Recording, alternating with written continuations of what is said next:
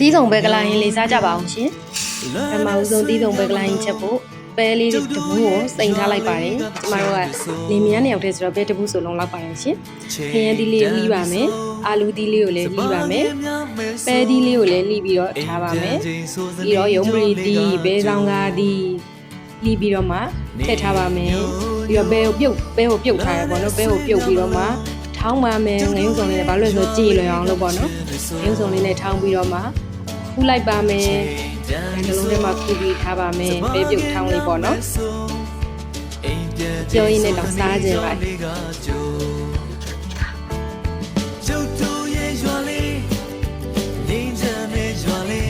ထမဆုံးတဲကိုစီလေးနဲ့ငယ်ထည့်ပြီးတော့ကြက်သွန်လေးစီတက်မယ်နွေးမုံလေးထည့်မယ်ပေါ့နော်ပြီးတော့အယောင်တင်မုံလေးနည်းနည်းထည့်လိုက်ပါတယ်အယောင်လေးလာကြလို့ပေါ့ကြက်သွန်ဖြူလေးစီတက်ပါမယ်မှုသွားအောင်လို့ရင်းတော့တရွယ်လေးထည့်ပြီးတော့မှစီတက်လိုက်ပါတယ်ပြီးတော့လှီးထားတဲ့မားတဲ့အသီးလေးတွေပေါ့နော်ခရမ်းသီးနဲ့အာလူသီးနဲ့ရင်ထည့်လိုက်ပါတယ်ပြီးတော့ရင်လေးထည့်ပြီးတော့မှဖုံးလေးအုပ်ပြီးနှက်ထားမယ်ပေါ့နော်ပြီးတော့မကြီးသီးလေးကိုထည့်ခြင်းလို့အတွက်မကြီးသီးလေးကိုရင်လေးနဲ့စိတ်ထားလိုက်ပါတယ်ဖုံးလေးဖွင့်လိုက်တဲ့အချိန်မှာတော့ရင်လေးပွက်ဆူပြီးတော့အသီးလေးတွေလည်းဣနေမလို့ထောင်းထားတဲ့ဘဲလေးကိုထည့်လိုက်ပါတယ်ရှင်မွေးနေရောပဲအဲ့တော့ပို့ပြီးတော့မွေးခြင်းလို့ဆိုပြီးတော့အိန္ဒိယမဆလာမုံတစ်ထုပ်ထည့်လိုက်ပါတယ်ရှင်။အိုးအနံ့မွေးကြိုင်နေတဲ့တိုင်လုံးကစားခြင်းလိုက်တာဘယ်ကဟင်းချက်နေရလဲမသိဘူးတဲ့ကိုရင်ရချက်မှမသိကြဘူးပေါ့နော်။ဒါလေးကတော့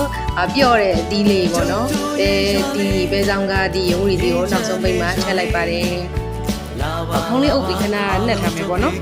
။အဲ့ချိန်မှာမကြီးမဲ့ရေလေးကိုလည်းထည့်လိုက်ပါတယ်။မကြီးရေလေးထဲတော့ဒီတုံပဲကလိုက်ရင်ချိုးမချင်းလေးပေါ့နော်ချိုးချင်းလေးပေါ့ရတာပေါ့နော်အနံ့ရတာနဲ့ပြီးဆုံးနဲ့ဒီတုံပဲကလာဟင်းလေးနဲ့တွဲဖက်ပြီးစားမှာတော့ငရုံသီးစားထောင်းလေးရယ်ကျမအတွက်က9ကြော်လေးရယ်ခုအတွက်ကကြက်သားကြော်လေးရယ်ကြက်သဲမြစ်ချက်လေးရယ်ပေါ့နော်အရင်ကိုပြည်စုံလက်ဖက်လုံးပါရရှင်ကျမရဲ့အိမ်ဦးနဲ့ကြည့်ရတော့ဒီနေ့ထူးစားလို့ကောင်းမှကောင်းနေရောပဲလေရှင်